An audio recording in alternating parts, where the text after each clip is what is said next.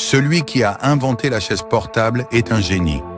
Ce simple dispositif offre un soutien indispensable pour les jambes et le dos lors de longues périodes en position debout, que ce soit pour les médecins, les ouvriers, le bricolage ou tout autre travail nécessitant de rester debout longtemps. La chaise exosquelette soulage les jambes, réduit les tensions sur le dos et positionne la colonne vertébrale dans un angle optimal, offrant ainsi une protection précieuse contre les douleurs et les mauvaises postures. Avec un poids presque négligeable, on oublie même qu'on la porte.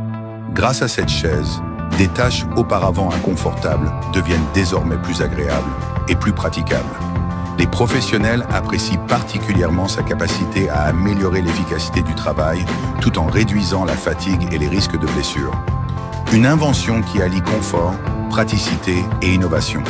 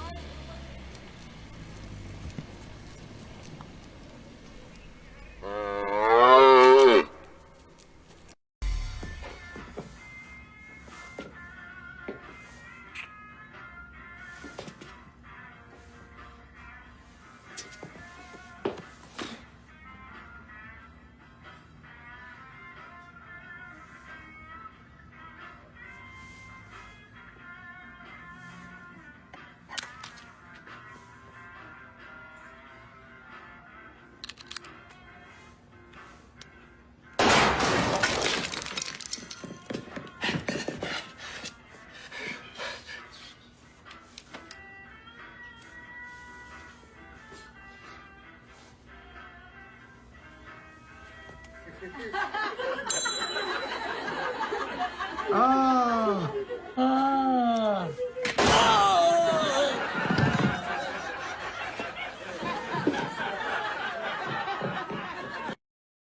I was a bit scared at first because you don't really know what to expect. It was mind-blowing. It really changed my perception of animals. I always loved animals, and being a singer, I thought to myself, how can I do both?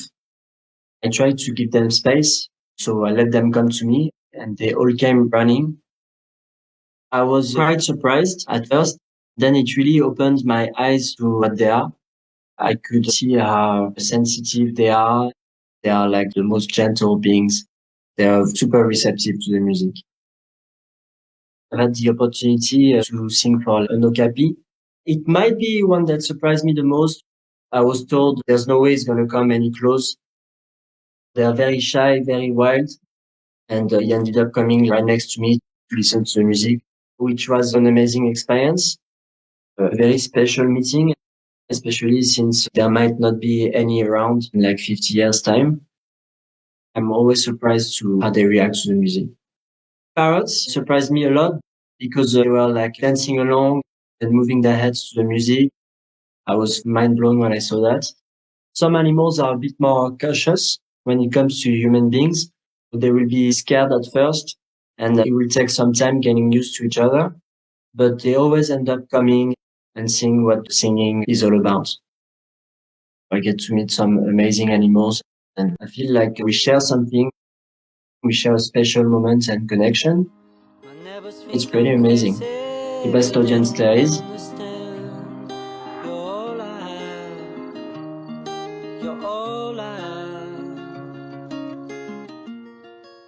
Scandale. Qui contrôle vraiment l'info en France? Tu crois que la télé t'informe? Tu crois que les débats sont libres? Que les journalistes sont neutres? Alors écoute bien, parce qu'après ça, tu ne verras plus jamais un JT pareil. 90% des médias français sont contrôlés par 10 milliardaires. Dassault, Bouygues, Bolloré, Niel, Drahi, tu les connais? Ce sont des industriels, des amis du pouvoir. Ces hommes détiennent les journaux, les radios, les chaînes télé, les plateformes de débat. Tu crois qu'ils vont publier une enquête explosive contre leurs copains ministres? Tu crois qu'ils vont dénoncer un marché public frauduleux qu'ils ont eux-mêmes signé? Jamais. Parce qu'en France, l'info n'est plus un contre-pouvoir. C'est une vitrine. Et derrière la vitrine, du business, des deals, des copinages. Mais attends, c'est pas fini. Savez-vous que certains journalistes des grandes chaînes sont briefés par l'Élysée avant leurs interviews? Les questions sont validées à l'avance, les sujets sensibles sont écartés, les temps de parole sont millimétrés. C'est plus de l'interview, c'est du théâtre politique. Et toi, tu crois encore que t'as toutes les infos? Et pendant qu'on t'inonde de faits divers, de clashs, de polémiques inutiles, les vrais scandales, eux, disparaissent. Les conflits d'intérêts, les lois douteuses, les décisions prises dans ton dos. Commente scandale si toi aussi tu refuses qu'on te prenne pour un pion. Partage cette vidéo pour que la vérité sorte des écrans et entre dans les têtes. Parce que tant qu'on laissera 10 milliardaires contrôler 67 millions de cerveaux, le peuple n'aura jamais la parole. Quelle est la hauteur du Mont Blanc?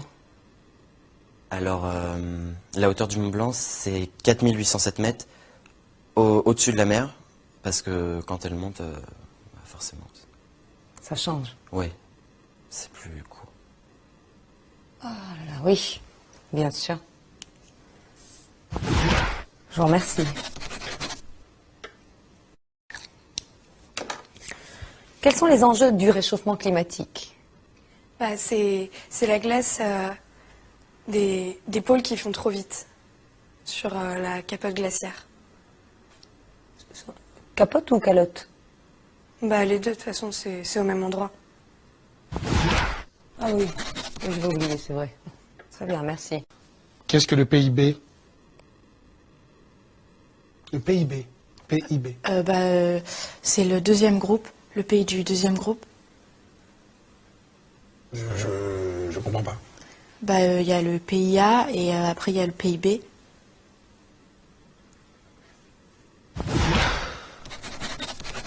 Effectivement.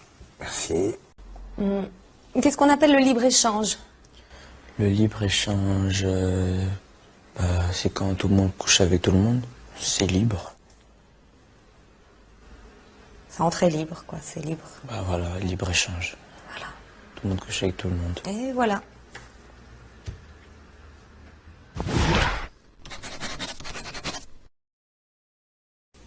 Quelle est la capitale de Taïwan? Médine. Made in Taïwan. Voilà. Oui, nous l'avons encore jamais faite celle-là. Pouvez-vous me parler de l'âge de pierre? Alors, l'âge de pierre, c'est à peu près vers les 30-35 ans. Enfin, c'était un apôtre du Christ, donc oui, à peu près 30-35 ans. Ah bah oui, pierre. Ouais. Alors l'âge du bronze, vous situez ça comment? Je dirais entre 50 et 55. Pouvez-vous me définir l'adolescence? Ouais. Alors l'adolescence, c'est une période qui sépare la puberté de l'adultère. De l'adultère, d'accord. Et il se passe quoi dans cette période? Eh ben, ça change. Ça évolue. C'est une mutation. Voilà. Alors, qu'est-ce qu'un polygone? Donc, un polygone, c'est une figure de style qui a plusieurs bordures. D'accord. Et un triangle? Et un triangle, bah en fait, c'est un carré à 3 côtés, quoi. D'accord. C'est des figures qui sont définies en fonction de leur côté, donc. C'est ça, ouais. C'est compliqué tout ça. Merci. Quelle est la filiation entre Louis XV et Louis XIV? C'est l'arrière-petit-fils de son oncle Louis XIV.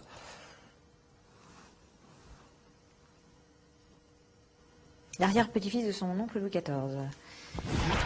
Ouais. C'est une grande famille. Alors parlez-moi de la Révolution française.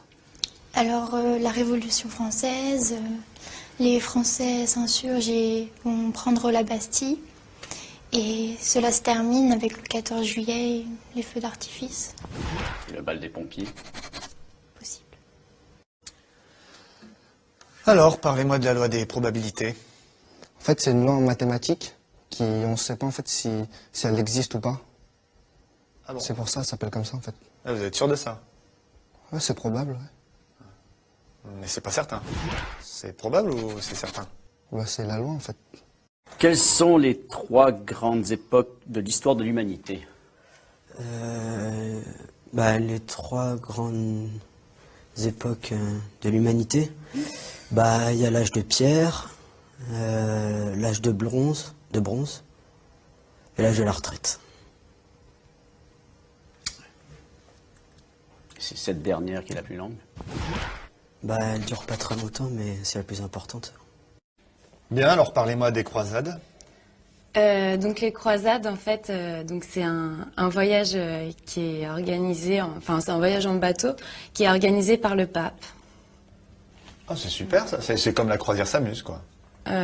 Non, parce que la croisière s'amuse, c'est plus pour la télé, mais en fait, lui, le pape, il organise ça, c'est pour rassembler tous les fidèles, pour qu'ils puissent parler entre eux et tout, mais que ça soit plus détendu. Comment est mort Napoléon? Il est mort guillotiné, comme Bonaparte. Comme tous les rois, en fait. Comme Napoléon Ier. Alors, de quelle œuvre est tirée la citation suivante? To be or not to be? C'est la question. Alors, c'est dans Question pour un champion, avec Julien Lepers. Alors, pouvez-vous me parler, s'il vous plaît, de L'étranger de Camus, et plus particulièrement de la difficulté d'exprimer ses sentiments à travers cette œuvre? Les hommes n'arrivent pas forcément, les êtres vivants n'arrivent pas forcément à expliquer leurs sentiments. Si les chiens, en remuant la queue, on voit leurs sentiments. Un peu comme les hommes, en fait. On peut voir ça comme ça. Merci. Citez-moi une œuvre de Corneille, s'il vous plaît. Une œuvre de Corneille. Alors on vit chaque jour comme le dernier.